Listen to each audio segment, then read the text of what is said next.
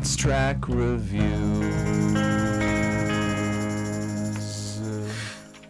Hello, my needle drops. Anthony Fantano here, the internet's busiest music nerd, and this is Track Reviews, where we talk about the latest and greatest in rock, pop, electronic, and experimental music, and whether or not it's good.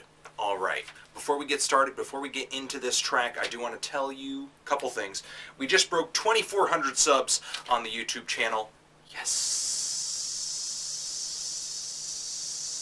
And that is freaking amazing. And also, Album of the Week, Johnny Cash's At Folsom Prison.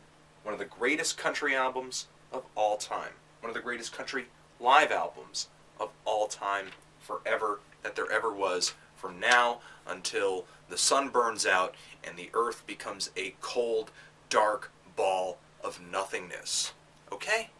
Alright. Also on theneedledrop.com right now, we're celebrating Remix Wednesday a little bit early. There are 5 remixes up there right now that you can download for free. The reason why is because so many remixes came out over, the end of last week. I had to just get them up ASAP, but on Wednesday we will still have more remixes for you guys. Yeah.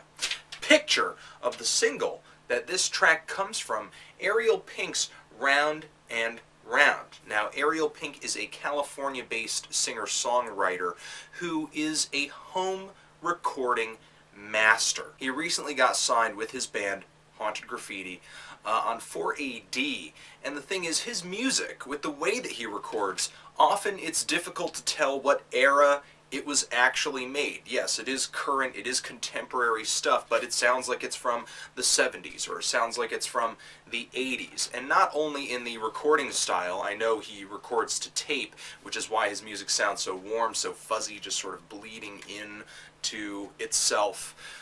It's not only in the recording, but it's also in his style of playing too. He also engages in a lot of early punk music and a lot of new wave, a little bit of post-punk, 70s pop, disco music. There's a lot of old styles in his tracks too, which also make it kind of difficult to say, did it come from the 80s? Did it come from the 70s? Is this today? Is this new? I'm not exactly sure. Here's Ariel Pink's Haunted Graffiti with Round and Round.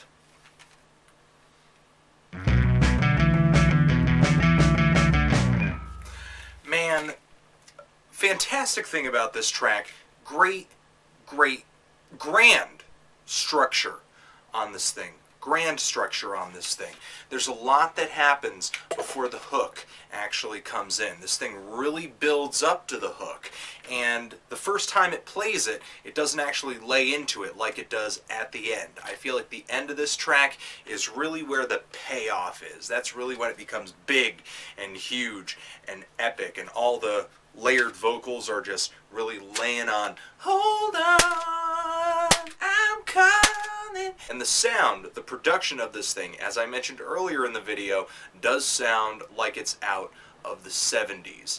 And the way that it's played too sounds pretty disco. A lot of disco beats in there, but doesn't exactly hit you, isn't exactly aggressive and in your face like a disco track, not at least until the hook anyway. Now, a lot of people may be hating on this because it kind of sounds like it's from the disco era. Why would you want to recreate some kind of mainstream musical commercial monstrosity that was alive over 30 years ago? Now, me personally, I see this track as kind of a claiming of that sound. The mainstream's not using it anymore. Mainstream's not using that sound anymore. Why not take it for independent musicians, experimental musicians, underground musicians? The post-punk movement took a lot of those dance beats from the disco generation anyway and incorporated it into their music. Why not sort of embrace that sound holistically and just do what we want with it? But overall, I have to say this track is a fantastic show of songwriting, of production. There's a lot of subtlety in this production. Don't let the fact that it's, made out of tape mislead you into thinking it's simple, or it's not layered, or it's not structured very well, or not structured very well or not mixed very well, because it is. And also, it's a fantastic show of man's ability to manipulate sound. A lot of people aren't playing with this sound these days, and it's not exactly easy to get a hold of all the stuff and learn how to use it and engineer it properly in order to get this vintage style production that Ariel Pink is going for. I don't have any complaints about it other than it could have blown my mind a little bit more than it already did. My jaw didn't drop off my mouth and hit the floor and roll away, but it was dropped. And I have to give this thing a light to decent 9 and tell you guys that you can download this track on theneedledrop.com. Yeah. Ariel Pink's Haunted Graffiti, round and round, forever.